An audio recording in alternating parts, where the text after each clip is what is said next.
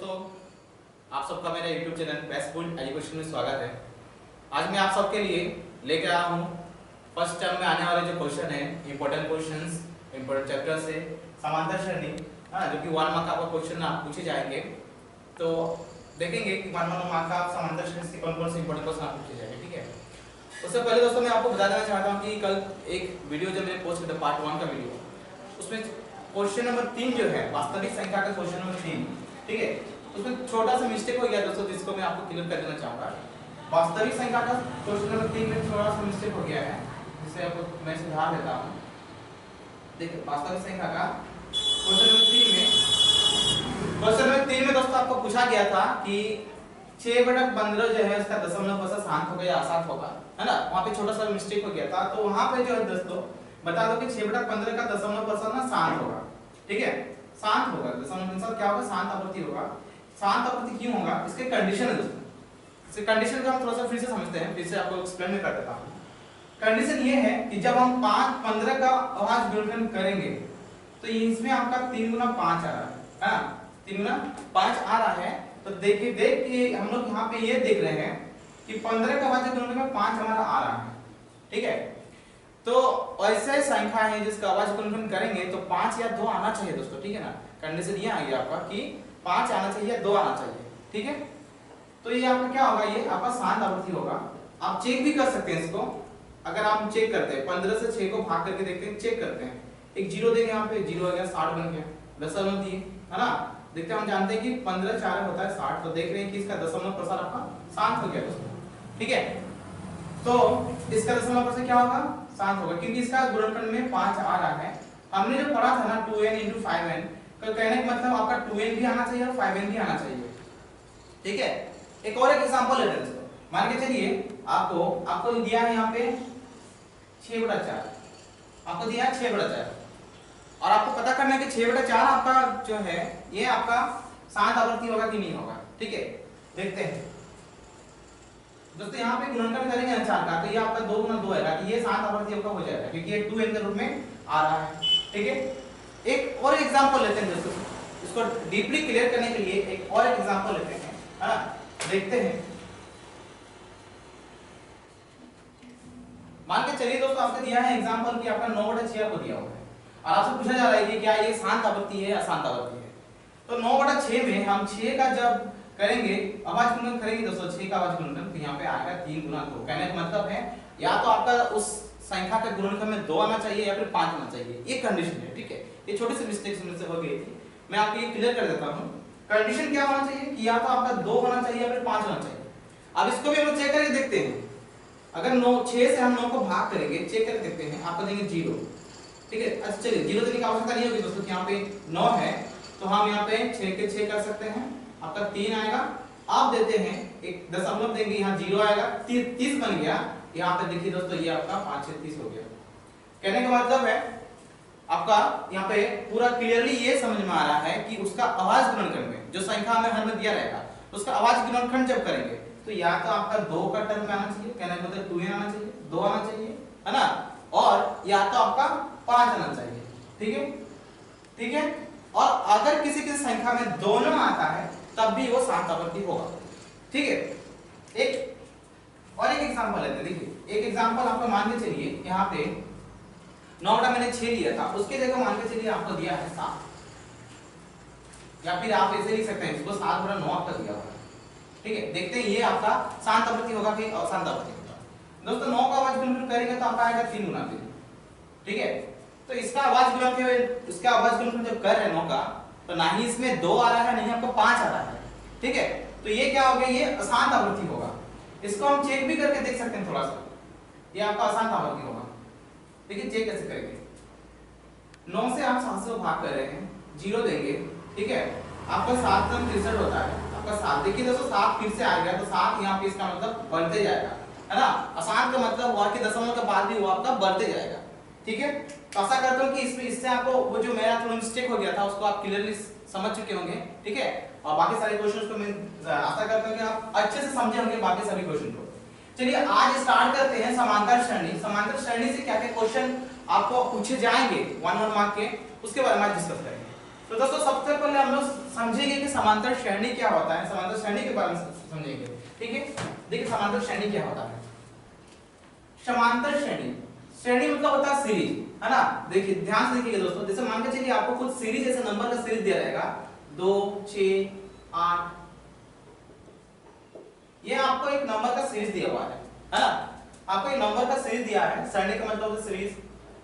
अब इसका नाम समांतर श्रेणी क्यों पड़ा? तो समांतर श्रेणी उन संख्याओं को सूची को कहते हैं, ठीक है, जिनके दोनों संख्याओं के बीच में समान अंतर होना चाहिए। दोस्तों दोनों संख्या के बीच में समान अंतर होना चाहिए। अब ध्यान से देखिएगा, दो संख्या के बीच में कितना अंतर है? हम 6 से 2 को माइनस करेंगे, दोनों संख्या 6 से 2 माइनस करेंगे, मेरा आया 4। ठीक है, सॉरी दोस्तों यहाँ पे थोड़ा मिस्टेक, यहाँ पे 4 छूट गया था, 4 छूट गया था आपका। तो हम पहले यहाँ देखेंगे क्या कि 2 से 4 माइनस करेंगे, सॉरी। अब देखिए 4 और 2 के बीच में देखेंगे, 4 यहाँ पे छूट गया था।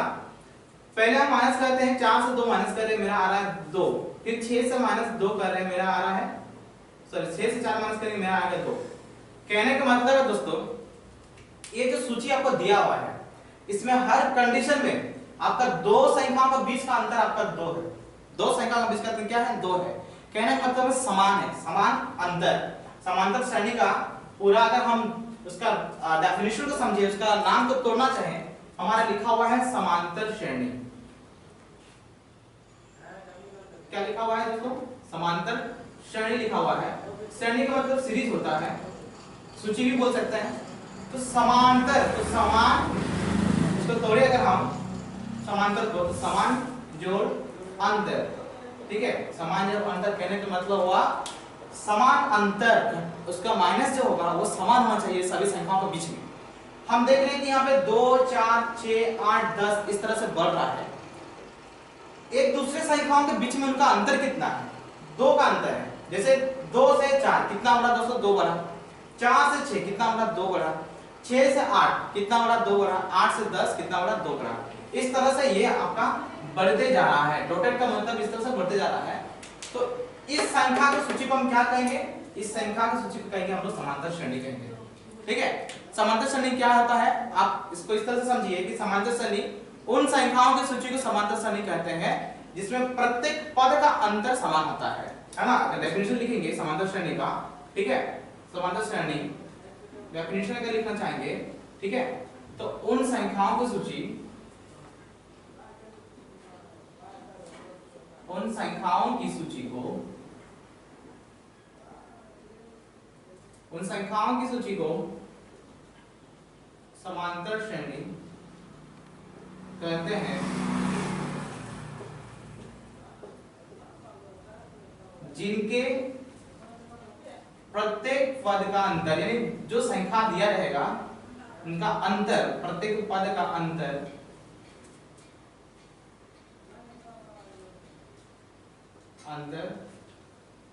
समान हो।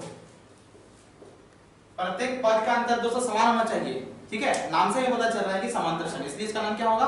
समांतर श्रेणी। ठीक है, चलिए आगे बढ़ते हैं। इसमें समांतर श्रेणी में और क्या क्या चीज आता है इसके बारे में जानते हैं। ठीक है, परिभाषा का आशा करता हूं परिभाषा आप लोग समझ लिए होंगे। आगे बढ़ते हैं।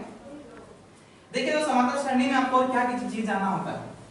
आपको समांतर श्रेणी में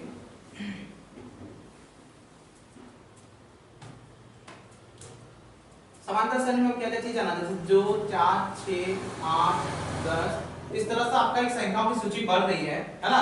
समांतर श्रेणी आपका इस तरह से सूची बढ़ रही है। आपको क्या क्या चीज जानना है? आपका इन सभी स्थानों का कुछ नाम है। ठीक है, ये जो स्थान है, जैसे 2 किसके स्थान पे है? इसका कुछ नाम है। 2 जो है, 2 सबसे पहले है, तो पहले वाला को कहा जाता है आपका पहला पद कहा जाता है दोस्तों। पहले जो संख्या रहता है उसको कहा जाता है पहला पद। ठीक है, फर्स्ट टर्म कहते हैं हम लोग उसको। ठीक है, जो संख्या पहले रहता है उसको कहते हैं हम लोग पहला पद, फर्स्ट टर्म कहते हैं उसको, और उसको हम लोग दिखाते हैं, डिनोट करते हैं दोस्तों एस, स्मॉल एस। ठीक है, इसको हम डिनोट करते हैं किससे? ए से, या फिर A1 भी हम लोग उसको डिनोट करते हैं। उसी तरह 4 जो है आपका कितने किसके स्थान पे है दोस्तों? दूसरा पद पे है, उसको हम कहेंगे दूसरा पद। ठीक है, दूसरा पद जिसको हम डिनोट करते हैं A2 से। इसी तरह आपका पड़ता है तीसरा पद जिसको हम डिनोट करते हैं A3 से। उसी तरह चौथा पद। ठीक है दोस्तों, चौथा पद जिसे हम डिनोट करेंगे a4 से। इसी तरह आपको बढ़ते जाएगा an, कहने का मतलब हुआ अनंत तक बढ़ते जाएगा an, तो उसका हम लोग डिनोट करते हैं, ठीक है, एकदम अंतिम पद जो बढ़ते जाएगा अंतिम पद उसे हम लोग डिनोट करते हैं an से दोस्तों, ठीक है। यानी ये जो अभी बढ़ते जाएगा उसका जो लास्ट टर्म होगा, अंतिम पद होगा, उसे हम an से डिनोट करेंगे, ठीक है। चलिए आगे बढ़ते हैं। इसके बाद आपका आता है एक टर्म आता है दोस्तों, एक शब्द आता है जिसका नाम है समान सार्व अंतर। एक आपको पूछा जाता है सार्व अंतर, जिसको इंग्लिश में कहा जाता है कॉमन डिफरेंस। आपको सार्व अंतर के बारे में जानना है। सार्व अंतर इंग्लिश में कहा जाता है इसको कॉमन डिफरेंस।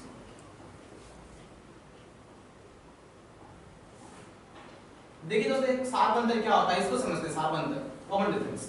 सार्व अंतर, सार्व मतलब सभी, अंतर मतलब माइनस यानी घटाव, सभी संख्याओं में समान अंतर होना चाहिए, उसको कहेंगे वो सार्व अंतर। सार्व अंतर देखते हैं कि सभी संख्याओं के बीच में अंतर। सार्व अंतर कॉमन डिफरेंस, उसको हम लोग शॉर्ट में सीडी दिखाते हैं। तो कॉमन डिफरेंस क्या होता है?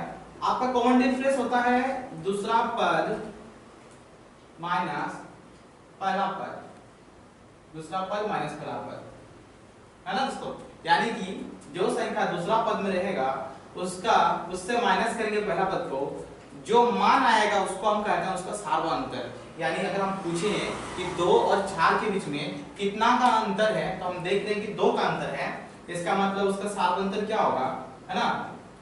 यहाँ पे पद छूट गया था, दूसरा पद माइनस पहला पद। दूसरा पद है दोस्तों आपका 4, क्योंकि वो 2 नंबर पे है, माइनस पहला पद है दोस्तों आपका 2। तो 4 से 2 घटाएंगे कितना आया? 4 से 2 घटाएंगे तो आया 2।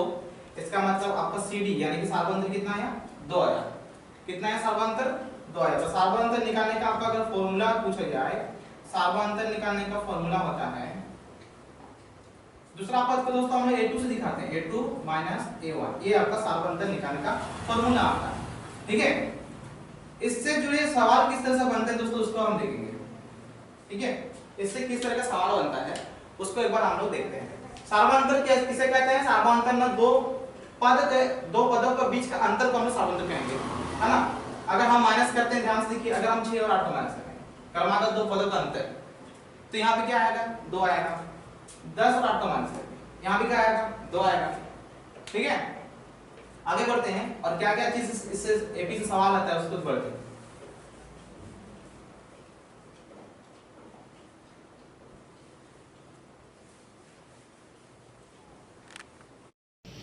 चलिए आगे बढ़ते हैं दोस्तों और देखते हैं कि एपी से आपका किस तरह का भी सवाल आ सकता है, ठीक है दोस्तों। आपको इस तरह के एक एपी दिया रहेगा। एपी का मतलब होता है आर्गमेनिक प्रोग्रेशन, उसको समांतर सरणी भी कहते हैं दोस्तों, ठीक है। समांतर सरणी के बजाय आपको कभी-कभार पूछ सकता है कि एपी भी पूछ सकता है, हां, उसको कंफ्यूज नहीं होना है। मान लीजिए आपको दिया है 1 3 5 7 9, इस तरह से आपका कोई संख्याओं की सूची आपको दिया गया है ना। इस तरह की कोई संख्या की सूची दिया गया है, इसको एपी भी कहते हैं, अरिथमेटिक प्रोग्रेशन। समांतर श्रेणी को शॉर्ट में एपी भी दिखाया जाता है, ठीक है। आपको क्वेश्चन क्या पूछेगा? कहेगा कि इस एपी में, है ना, सार्वंतर, पहले देखिए प्रथम पद और सार्वंतर लिखिए। प्रथम पद और सार्वंतर लिखिए। दोस्तों आपको सवाल पूछेगा, एक एपी आपको दिया हुआ है, एक समांतर श्रेणी दिया हुआ है, संख्याओं की सूची आपको दिया हुआ है, यहाँ पे 1 3 5 7 9 इस तरह से कोई संख्या बढ़ रहा है। आपको पूछेगा कि इस एपी का आप प्रथम पद और सार्वंतर लिखें। देखिए दोस्तों प्रथम पद, तो प्रथम पद मतलब पहला पद को दोस्तों प्रथम पद कहते हैं, है ना। तो प्रथम पद यहाँ पे क्या होगा दोस्तों? बहुत इजी तरह से समझ जाइए। प्रथम पद जिसको हम a से डिनोट करते हैं या फिर a1 भी दिखाते हैं। प्रथम पद a बराबर आपका जो पहले है ना, 1 है ना, आपका पहले 1 होगा। प्रथम पद क्या होगा? 1 होगा। सार्वंतर दोस्तों कैसे निकालते हैं हम लोग? सार्वंतर, तो सार्वंतर निकालने का फॉर्मूला होता है कि दूसरा पद माइनस पहला पद, सार्वंतर। तो सार्वंतर निकालने का आपका फॉर्मूला होता है दूसरा पद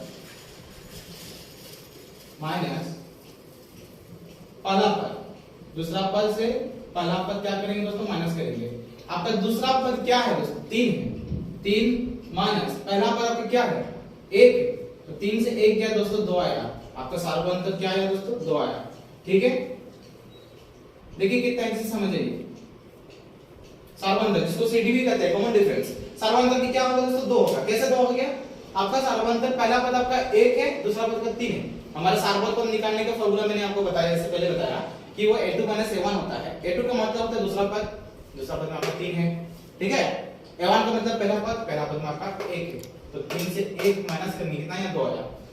ठीक है, आपको इस तरह के सवाल और भी रहेंगे कि आपको एपी दिया रहेगा, एक संख्याओं की सूची दिया रहेगा, उसमें कहेंगे प्रथम पद निकालिए और सार्वभौमंतर निकालिए। प्रथम पद जो पहले रहेगा सार्वभौमंतर, दूसरा पद से पहला पद माइनस कर देंगे। ठीक है, चलिए आगे बढ़ते हैं।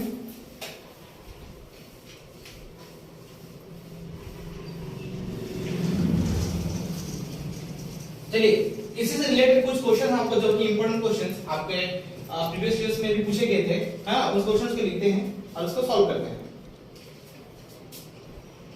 देखिए क्वेश्चन नंबर 1 आपको कुछ सवाल रहेगा, ये इंपॉर्टेंट सवाल है दोस्तों। आपको सवाल पूछेगा कि समांतर श्रेणी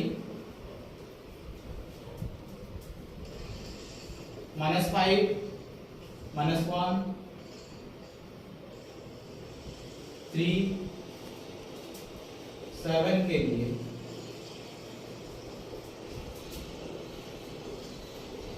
देखिए दोस्तों, एक क्वेश्चन आपका पूछा गया है, ये आपका प्रीवियस ईयर 2020 में कोई सवाल पूछा गया है ना। तो ऐसा ये आप लोग उम्मीद रखिए कि आपका प्रीवियस ईयर क्वेश्चन जो है ना रिपीट होंगे और उससे इंपॉर्टेंट क्वेश्चन आपको बनेंगे। तो -5 -1 3 7 के लिए प्रथम पद और सार्वभौमंतर लिखिए।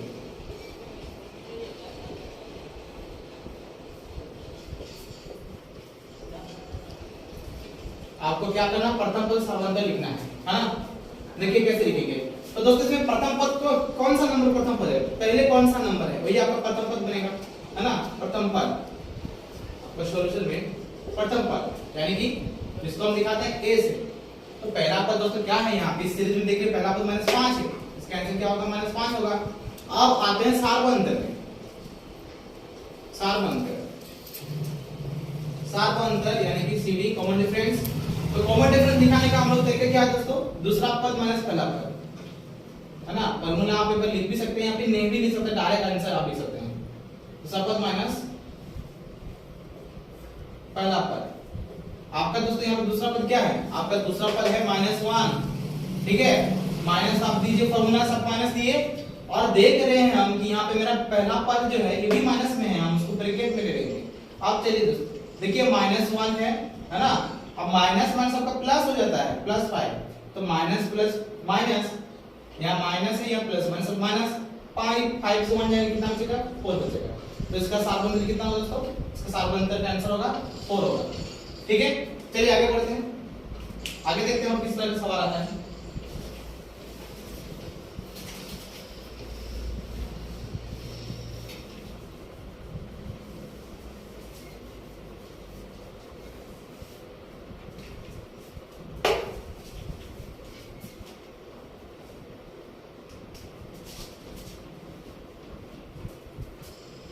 क्वेश्चन नंबर 2 देखते हैं। सवाल है समांतर श्रेणी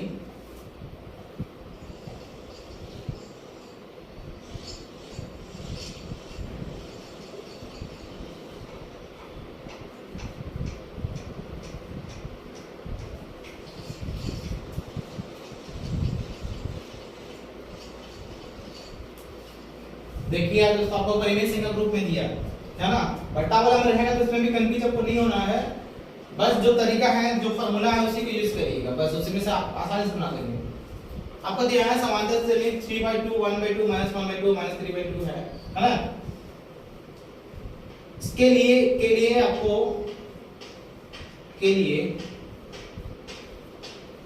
प्रथम पद, है ना, आपको निकालने का है प्रथम पद और सार्वभौमंतर। आपको सवाल यही रहेगा दोस्तों, प्रथम पद और सार्वभौमंतर।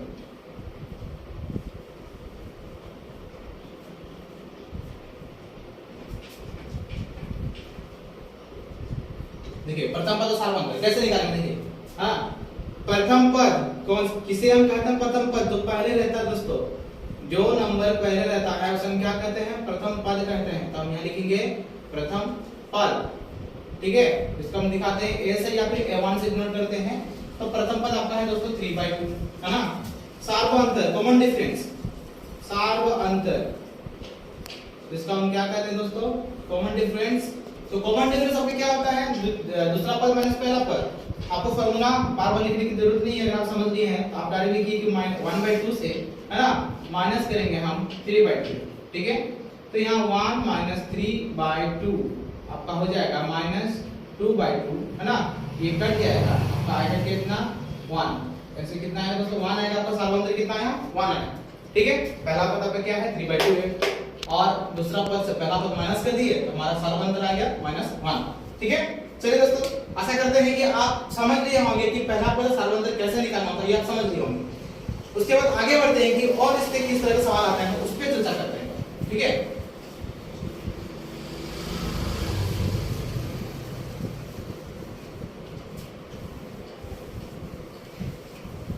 अगर आपको सार्वंतर और प्रथम पद निकालने के जो भी सवाल दे, जिस तरह का सवाल है आप आसानी से बना सकते हैं, ठीक है। चलिए और आपको क्या सवाल रहते हैं किसी इसको इसके बारे में समझते हैं। आपको सवाल रहेगा इस तरह से आपका एक एपी बनते रहेगा,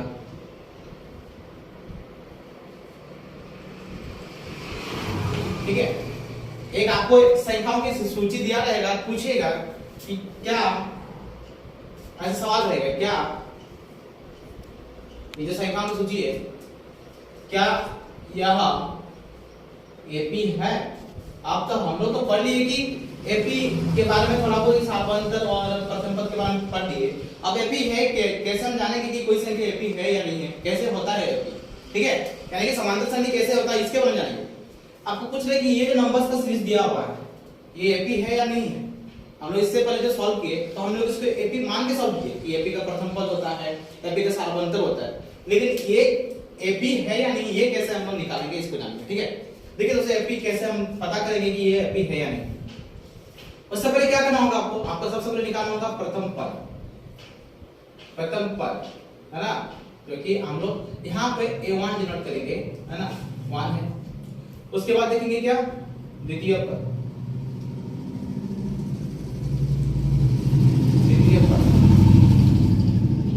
क्योंकि आपका क्या है a2 है, वो आपका दिया है 3। फिर देखेंगे तृतीय पद, कम से कम 4 पद तक लेंगे हम लोग, ठीक है 4 पद तक लेते हैं। तृतीय भी बोल सकते हैं दोस्तों या फिर हम लोग इसको तीसरा पद भी बोल सकते हैं, है ना, कोई इसको कंफ्यूजन नहीं होना है। हम लोग तृतीय पद भी बोल सकते हैं या फिर तीसरा पद भी बोल सकते हैं। तृतीय पद यानी कि ये 3 कितना है दोस्तों 5 है और आते हैं हम चौथा पद। 4 पद तक आपको लेके क्या करना है, आपको जांच करना है। क्या जांच करना है देखिए बता रहे हैं आपका 7। देखिए दोस्तों आपको क्या जांच करना है, आपको जांचना है कि आपका a2 a1 है ना ये बराबर आपका होना चाहिए, है ना, बराबर का साइन दिए a2 a1 आपका बराबर किसके बराबर होना चाहिए a3 a2 के, ठीक है दोस्तों। 4 पद तक अगर नहीं भी लेते हैं, अगर 4 पद हम नहीं भी लेते तो भी चलेगा, हम लोग a3 तक भी ले सकते हैं, है ना। कभी कभार हम लोग चौथा पद लेते हैं, ये चौथा पद आप मत लीजिए, a3 में ही आपका क्या हो जाएगा चेक हो जाएगा कि ये एपी है या नहीं है, ठीक है। कंडीशन देखिए क्या है, कंडीशन ये है कि a2 a1 का मतलब हुआ आपका द्वितीय पद से पहला पद आपको माइनस करना है। माइनस करते द्वितीय पद कितना है 3 है, ठीक है, पहला पद कितना है 1 है, माइनस देखेंगे आपका a3 में तो तृतीय पद कितना है 5 है। सर एक बार चुटकी बजाएंगे तब, ठीक है। देखिए आपका a3 क्या है 5 है ना, और a3 a2 कहा तो 3 यहाँ पे माइनस करेंगे। देखेंगे चेक हम क्या कैसे देते हैं, इसमें 2 है आ रहा है, इसका भी 2 आ रहा है। हम देख रहे हैं कि हमारा a2 a1 जो है ये बराबर है किसके a3 a2 के। कहने का मतलब हुआ सार्वअंतर बराबर है, सार्वअंतर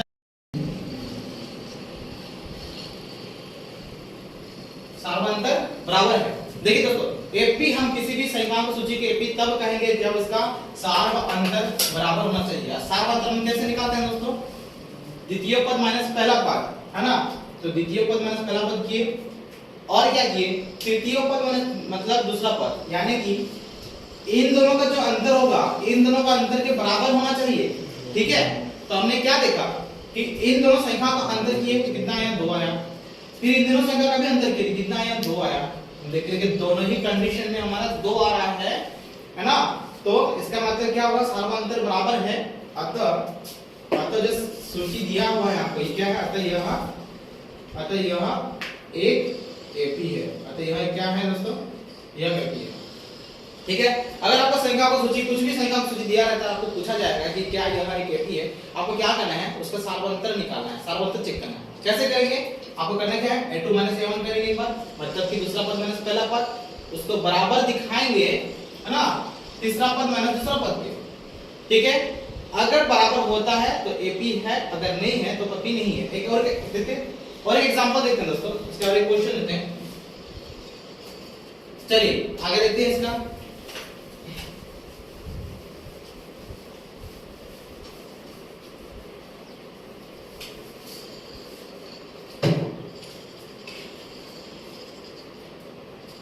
मान के चलिए आपको कुछ संख्याओं की सूची ऐसे दिया हुआ है,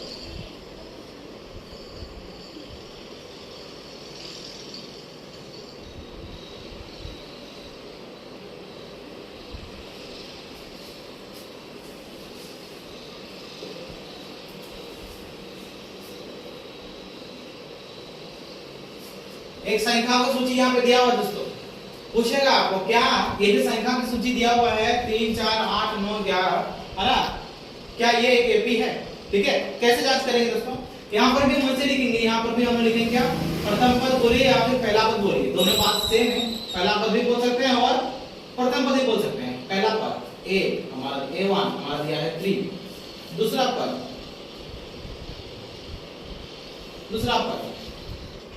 है ना, दूसरा पद a2 आपको दिया है 4। आप तीसरा पद तक ही लिखिएगा, तीसरा पद जिसको हम तृतीय पद के नाम से भी जानते हैं, है ना। तीसरा पद a3 बराबर आपका 8। कैसे जानेंगे दोस्तों, क्या था हमारा ट्रिक, क्या था चेक करने का, हम चेक कैसे करेंगे, हम करेंगे a2 a1 ये हमारा बराबर होना चाहिए। ठीक है, किसके बराबर होना चाहिए, a3 a2 के। चलिए चेक करते हैं, a2 में क्या है, a2 का संख्या, a2 मतलब दूसरा पद का संख्या 4 है, माइनस ना a1 की संख्या कितनी है, 3 है पहला पद। a3 का मतलब क्या होगा दोस्तों, तीसरा पद में क्या है हमारा 8 है। चलिए 8 लिखिए। a2 दूसरा पद आपका क्या है 4 है। ध्यान से देखिए दोस्तों, यहाँ हम क्या देख रहे हैं, यहाँ पे इसका 1 आया, इज नॉट इक्वल टू, यहाँ पे इसका 4 आया।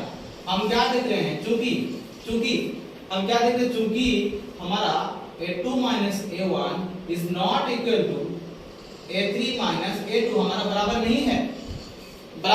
इसका मतलब जब ये बराबर नहीं है, इसका मतलब इसका सार्वंतर बराबर नहीं है। ये हम सार्वंतर ही चेक कर रहे हैं, हमारे क्या बराबर नहीं है दोस्तों, सार्वंतर बराबर नहीं है, यानी कि दोनों का घटाव जो है वो बराबर नहीं है, सार्वंतर बराबर नहीं है। जब सार्वंतर बराबर नहीं होगा, ठीक है, तो ये क्या होगा दोस्तों, ये एपी नहीं होगा, तो यहाँ एपी नहीं, तो सार्वंतर बराबर नहीं तो एपी नहीं होगा दोस्तों। ठीक है, आशा करते हो आप समझ लिए होंगे कि कैसे एपी को जांच करना है, कोई संख्या की सूची एपी है या नहीं है, कैसे जांच करना है। आशा करते हो आप इस तरीका से इसको समझ लिए होंगे। चलिए आगे बढ़ते हैं, एपी का देखते हैं और किस तरह का सवाल आता है, किस तरह का सवाल पूछा जाता है। चलिए 1 मार्क का ज्यादातर इसी तरह सवाल आपको रहता है दोस्तों। अब आपसे क्या पूछा जाएगा देखते हैं। सवाल आपको रहेगा दोस्तों, एक एपी आपको दिया जाएगा, है ना, एक समांतर श्रेणी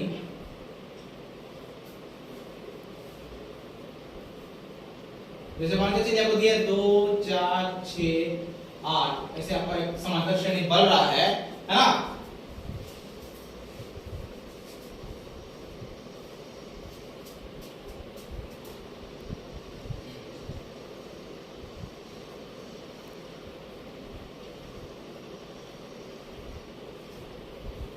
अगले 3 पद लिखिए, ध्यान से देखिए दोस्तों, क्वेश्चन ध्यान से समझिए। चलिए क्वेश्चन समझते हैं। आपको दिया हुआ है क्या, एक एपी का सीरीज दिया है, समांतर श्रेणी बढ़ रहा है, कह रहा है कि इसका अगले 3 पद लिखिए। यहाँ पे कितना पद है दोस्तों, पहला पद, दूसरा पद, तीसरा पद, चौथा पद। कहने का मतलब 4 पद है हमारे यहाँ पे दिया हुआ। 4 पद से और आगे हमें 3 पद निकालना है। ठीक है, कैसे निकालेंगे देखिए। पहला पद हमें क्या दिया हुआ है? पहला पद हमें दिया है जिसको हम a1 के नाम से जानते हैं, हम a के नाम से जानते हैं, वो दिया है आपका 2। दूसरा पद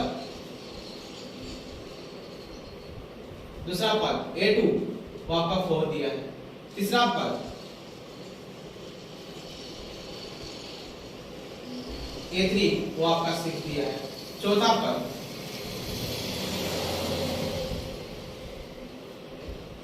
a4 वो आपका 8 दिया है।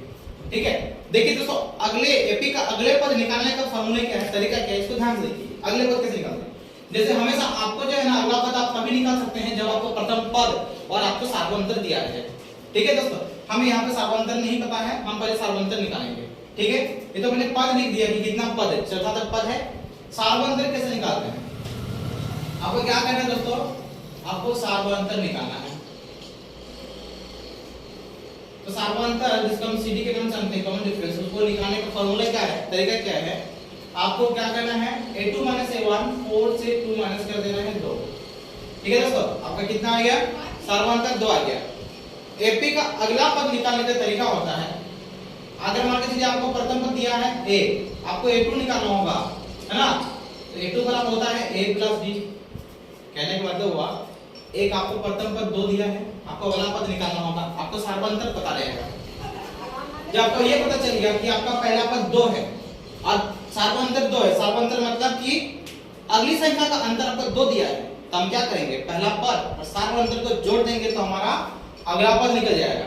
ठीक है, तो हम क्या लिख रहे हैं, ये दूसरा पद को निकालने के लिए पहला पद a 2 था, सार्वंतर 2 था, a + a करेंगे तो यानी कि 2 + 2 करेंगे तो कितना आएगा दोस्तों, 2 + 2 आएगा आपका 4, a2 का 4 है। ठीक है, यहाँ अगला पद निकालने का मैं तरीका बता रहा हूँ। a2 आपका क्या है, 4 है। उसी तरह हमें क्या निकालना है, एपी का अगला 3 पद निकालना है ना। देखिए यहाँ पे आपको निकालना क्या है, एपी का अगला 3 पद। ठीक है, चलिए इसको मिटाते हैं। तो 3 पद, अगला 3 पद कैसे निकालेंगे वो देखिए। आपको प्रथम पद और सार्वंतर निकालना है। आपका जो ये 8वां नंबर पद है, 8 जो है ये चौथा नंबर पद में थे। कितना नंबर पद में था, चौथा नंबर, चौथा पद में था, a4 = 8 ये था आपका, है ना? आपको अगले 3 पद, चौथा पद के बाद क्या आता है, 5वां पद, उसको हम a5 के नाम से जानते हैं। ठीक है, अगले 3 पद जो निकालने जाएंगे तो चौथा पद आपका दिया हुआ है 8, अगले 3 पद में चौथा के बाद क्या आएगा, 5वां आएगा, जिसको हम a5 के नाम से डिनोट करेंगे। a5 निकालने का तरीका क्या होगा, a + 4d।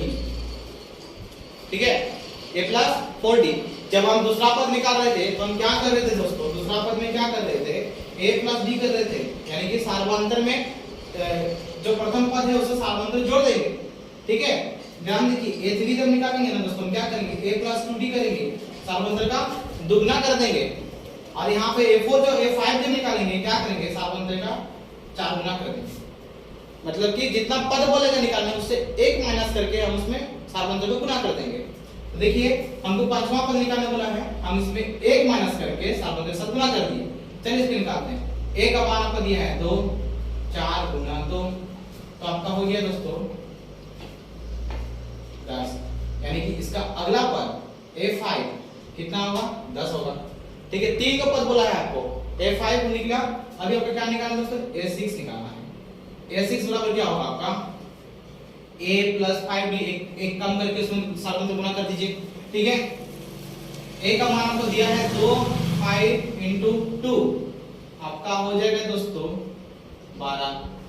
ठीक है, a6 निकल गया। चलिए यहाँ पे a7 को निकालते हैं। a7 बराबर आपको क्या लिखेंगे हम, a + 6d लिखेंगे। a का मान 2, 6 × d का मान भी आपका 2 निकाल चुके हैं हम लोग।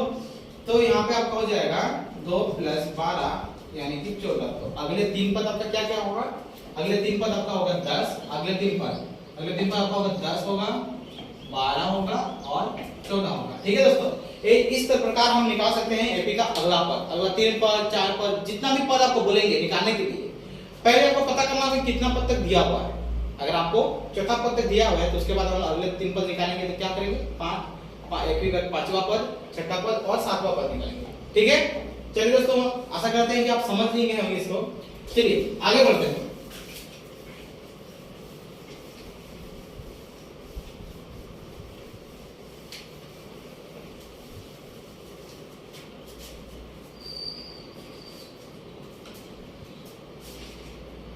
आगे बढ़ते हैं दोस्तों। एपी से जो सवाल है आपके पूछे जाते हैं, इसी तरह के आपके सवाल पूछे जाते हैं। आशा करते हैं कि आपने जो है एपी को काफी अच्छे तरीके से समझ लिए होंगे। अब आगे आते हैं जो कि आपका इंपॉर्टेंट चैप्टर और एक इंपॉर्टेंट चैप्टर जो कि फर्स्ट टर्म में आपके पूछे जाएंगे सवाल, वो है आपका त्रिभुज से दोस्तों। तो अभी देखते हैं कि त्रिभुज से इंपॉर्टेंट सवाल में क्या क्या सवाल आ सकता है।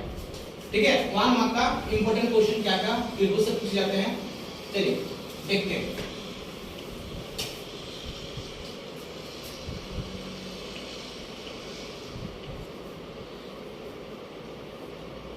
ये आपका चैप्टर 6 है दोस्तों, त्रिभुज।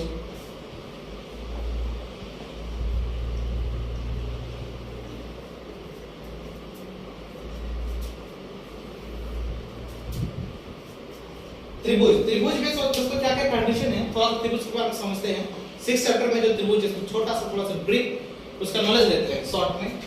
देखिए उसमें आपको जानना होगा, त्रिभुज के चैप्टर में आपको जानना होगा, समझना होगा दोस्तों समरूप के बारे में आपको समझना होगा। ठीक है, कि समरूप क्या है ना, समरूप क्या है इसके बारे में आपको थोड़ा जानना होगा कि समरूप किसे कहते हैं। देखिए समरूप का नाम तो थोड़ी दोस्तों, समरूप का नाम होगा तोड़ेंगे ना तो वो होगा सम जोड़ रूप, सम प्लस रूप, है ना।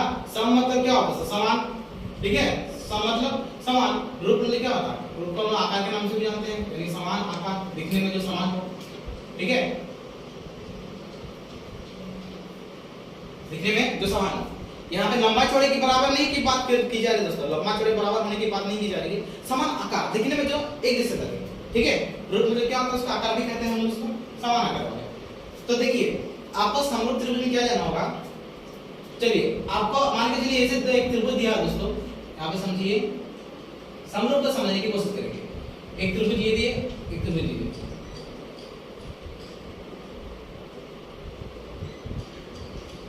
ठीक है, ये दोनों त्रिभुज जो है दोस्तों एक दूसरे के समरूप है। ये दोनों त्रिभुज एक दूसरे के क्या है, समरूप है। क्यों है मैं बताता हूं क्यों है। समरूप का मतलब होता है कि एक जैसे देखना। तो हम देख रहे हैं कि ये दोनों त्रिभुज क्या है, एक जैसे दिख रहे हैं। ठीक है, इसमें मतलब ये समरूप है। और समरूप का कुछ गुण होता है, उसको अभी लिखेंगे। देखिए कोई दो त्रिभुज तभी समरूप होता है, पहला पॉइंट उसका आता है। कोई दो त्रिभुज कब समरूप होता है, उसका पहला पॉइंट आता है ना। लिखेंगे दो त्रिभुज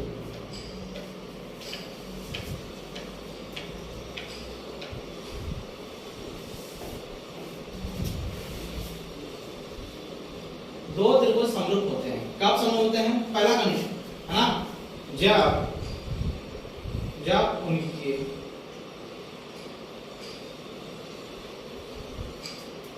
जब उनके संगत भुजाओं का अनुपात समान हो।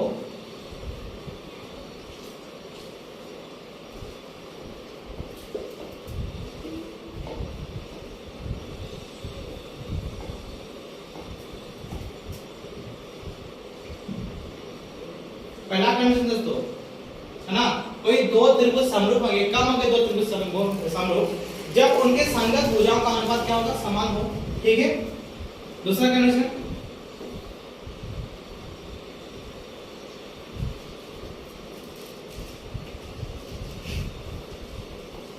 क्या है दोस्तों कि तथा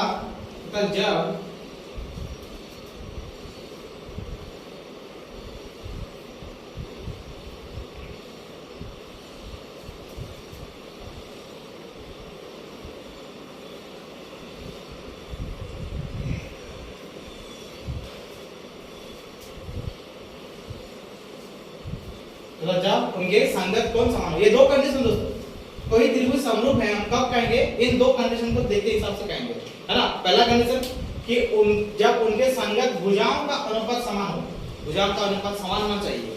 ठीक है, तथा जब उनके संगत कोण समान हो। देखिए यहाँ पे थोड़ा सा यहाँ पे देखते हैं फिगर में, मान के चलिए इसका हम एक मेजरमेंट देते हैं। मान लीजिए ये ना जो है आपका 4 सेंटीमीटर है, ये आपका 2 सेंटीमीटर है ना।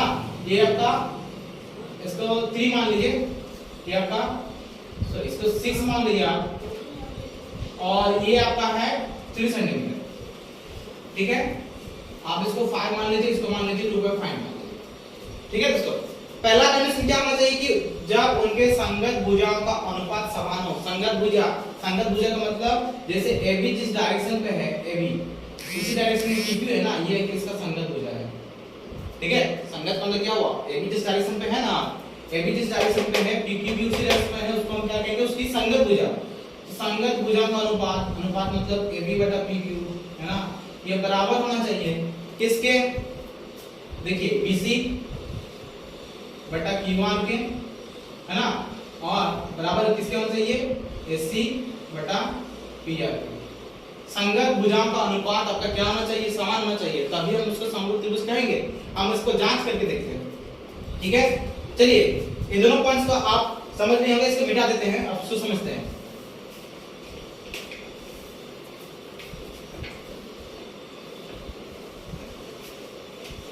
देखिए दोस्तों, AB का वैल्यू आपका है, मैंने माना था 4 बटा PQ का मैंने माना था 2, ठीक है, बराबर BC का मैंने माना है 6, QR का मैंने माना है 3, बराबर AC का मैंने माना है 5 सेंटीमीटर, PR का मैंने माना है 2.5, है ना।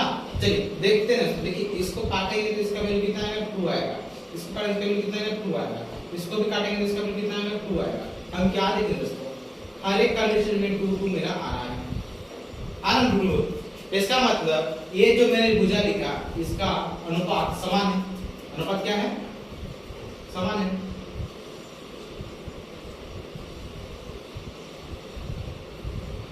अनुपात समान है, इसका मतलब ये दोनों त्रिभुज क्या है, समरूप है। समरूप है मतलब एक जैसे हैं, ठीक है ना। ये नहीं कहा जा रहा है कि ये दोनों का त्रिभुज का जो है ना आकृति, कहने मतलब आकार या फिर उसका लंबाई, है ना, लंबाई मेजरमेंट आपका समान नहीं है, लेकिन समरूप है, मतलब कि वो उसके ही जैसे दिखने में है, ठीक है। इसको कहते हैं हम लोग समरूप, ठीक है।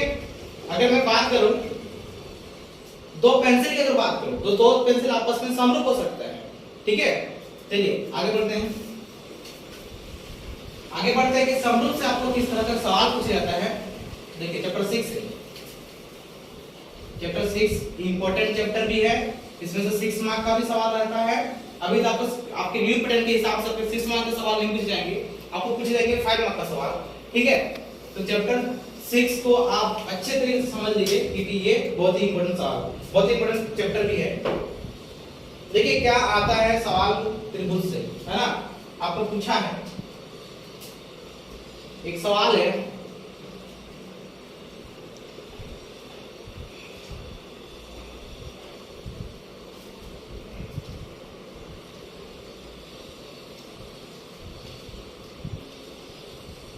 ये आपको बताना है दोस्तों, उससे पहले इसको समझेंगे।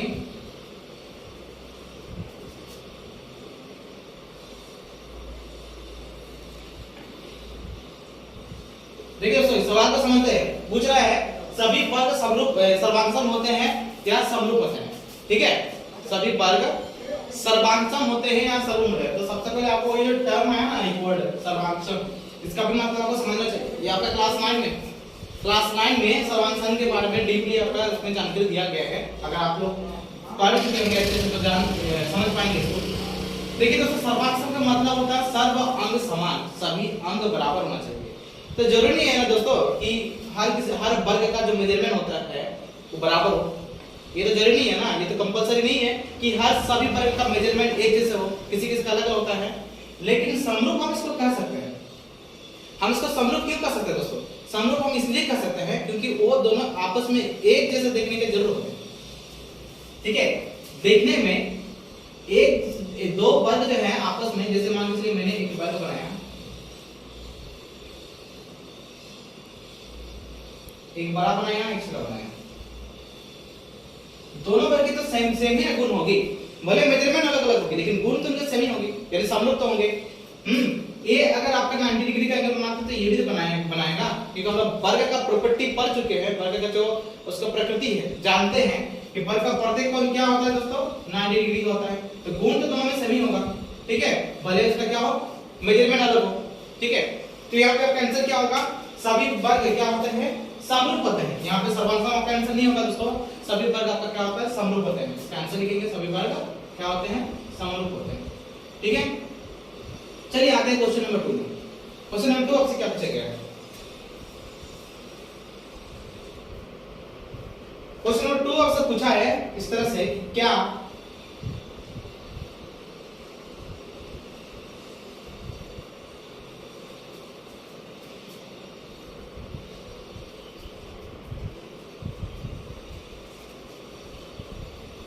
सभी समद्विबाहु त्रिभुज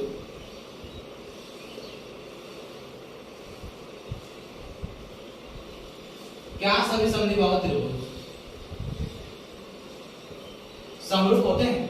क्या सभी समद्विबाहु त्रिभुज समरूप होते हैं? देखते हैं दोस्तों ये समरूप होता है या नहीं, है ना।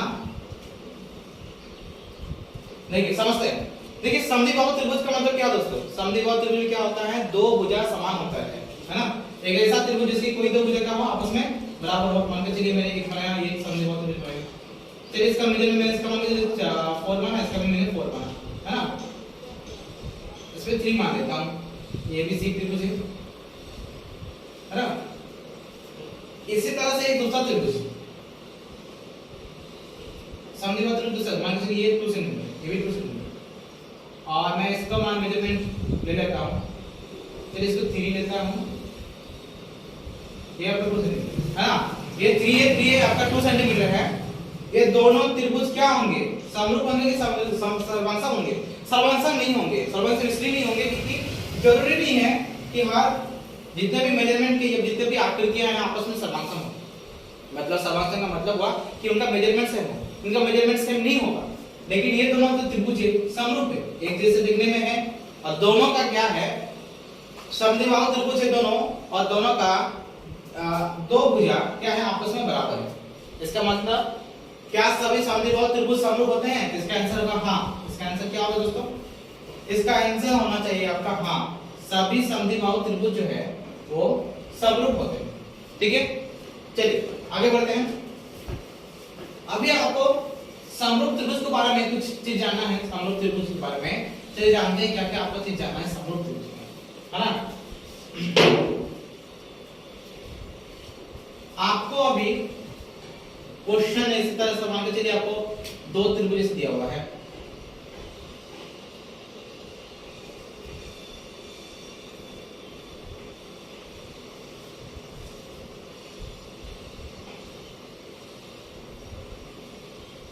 ठीक।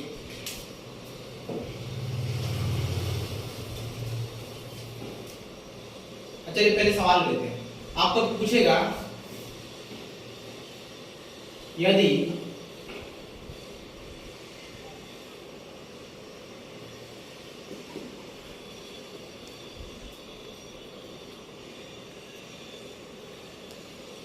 आपको ये सवाल दिया है कि यदि DE समांतर BC है, फिगर आपको बनाना है इस तरह से,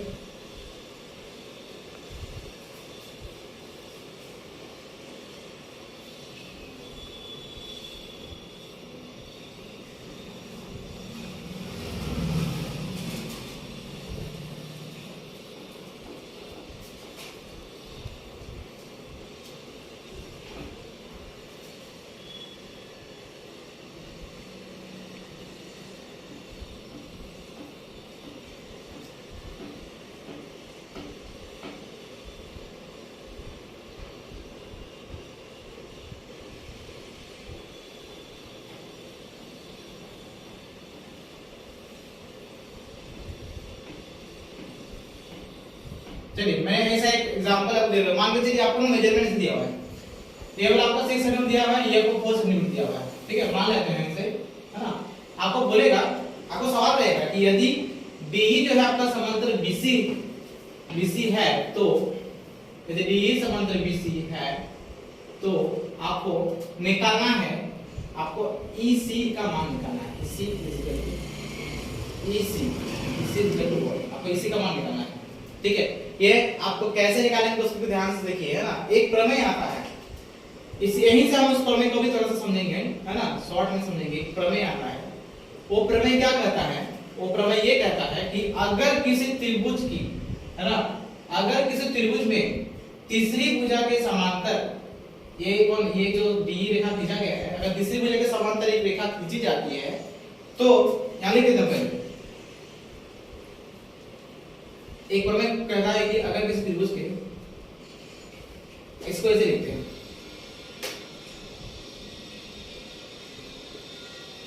एक प्रमेय ये बताता है कि किसी त्रिभुज के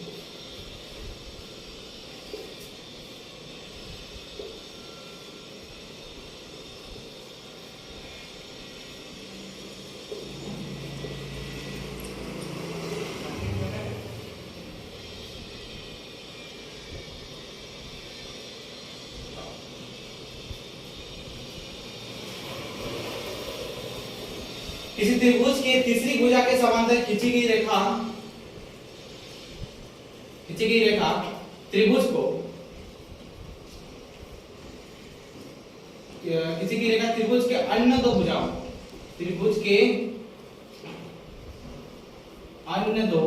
भुजाओं को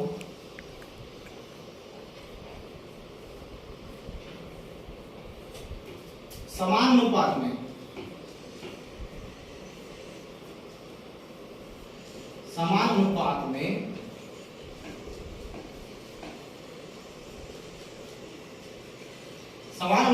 विभाजित करता है। दोस्तों इसी थ्योरम से आपका ये फिगर, ये जो क्वेश्चन, इस तरह से जितने क्वेश्चन आएंगे इसी थ्योरम के बेसिस पे बनेगा, है ना। इसको थेल्स थ्योरम भी कहते हैं। क्या है थ्योरम? थ्योरम ये है ना, किसी त्रिभुज की तीसरी भुजा के समांतर खींची गई रेखा त्रिभुज के अन्य दो भुजाओं को समान अनुपात में विभाजित करता है।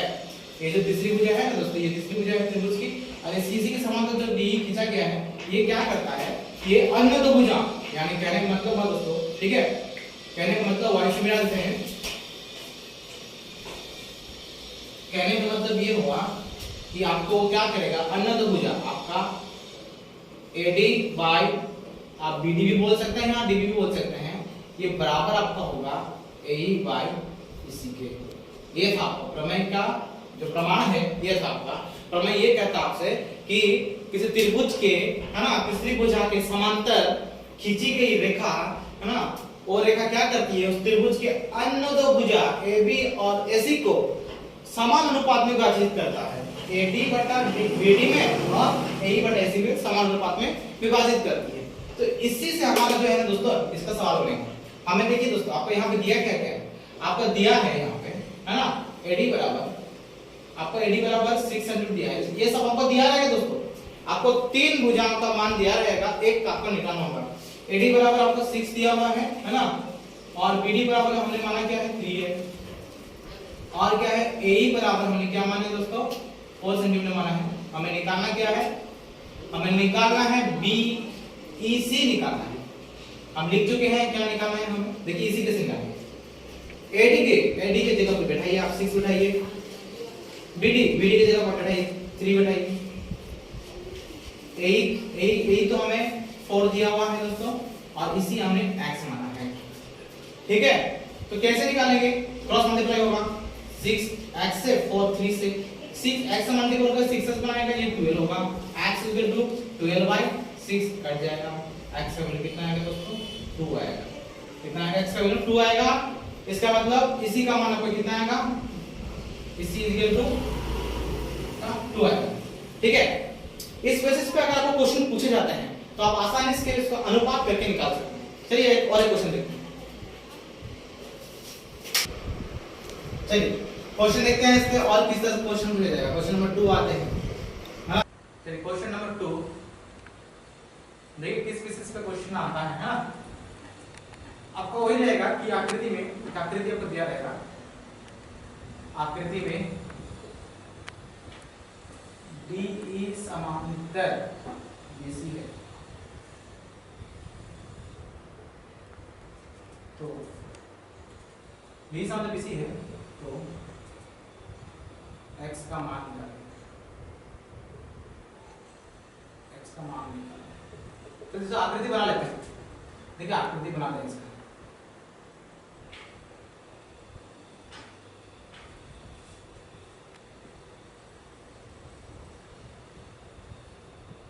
दोस्तों बता दूं कि यहाँ पे क्या होता है आपको कि ये डी ई आपके समांतर है बीसी के, है ना। इससे पहले जो क्वेश्चन बनाए दोस्तों सेम क्वेश्चन है ना।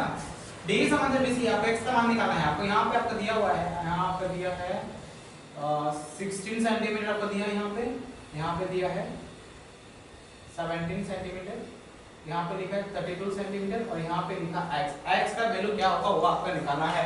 तो हम लोग जब जान गए कि जब डी समांतर हमको बीसी दिया गया है ना, तो प्रमेय से हम जानते हैं कि अगर समांतर कहा गया है ना, तो प्रमेय से हम जानते हैं क्या, अगर बोला गया कि समांतर है तो प्रमेय से हम ये समझ गए कि आपका AD बाय BD अनुपात जो है समान होना चाहिए AE बाय EC के, AE बाय EC। चलिए दोस्तों मान बैठाते हैं। AD का मान तो सब क्या है आपका 32 है और BD का मान 16 है। आपका AE जो हमको निकालना है वो x है और EC आपका दिया है 17। चलिए इसको मल्टीप्लाई करिए इससे, इसको इससे मल्टीप्लाई करिए, आपका हो रहा है 16x is equal to 32 into 17। x is equal to क्या हो जाएगा दोस्तों 32 into 17 divided by 16, ये कटेगा 2 से, तो x is equal to आपका आ गया 32 से कट गया 16, 32 कट के 2 बचा है, यानी कि 2 into 17 34। नया आंसर आपको दोस्तों 34। तो इस तरह का जितना सवाल आपको दिया रहेगा दोस्तों कि समांतर दिया रहेगा और उसमें से किसी भी भुजा का अनुपात दिया रहेगा, आपको अगली भुजा का अनुपात निकालना होगा। आप इस तरीके से आसानी से निकाल सकते हैं, ठीक है। आशा करता हूं कि ये जो कॉन्सेप्ट है आपका त्रिभुज के जो छोटा सा कॉन्सेप्ट है 1 मार्क्स में आने की क्वेश्चन, जो 1 मार्क्स का पूछे जाएंगे इंपॉर्टेंट क्वेश्चन है, ठीक है, आप अच्छे से समझ लिए होंगे, ठीक है। चलिए आज के लिए आज का सेशन इतना तक ही रखते हैं। आशा करते हैं आप अच्छे से समझ लिए होंगे, ठीक है। तब तक के लिए थैंक यू। और बताना चाहेंगे अगर वीडियो आपको अच्छा लगा होगा तो वीडियो को लाइक कमेंट सब्सक्राइब कर दीजिएगा।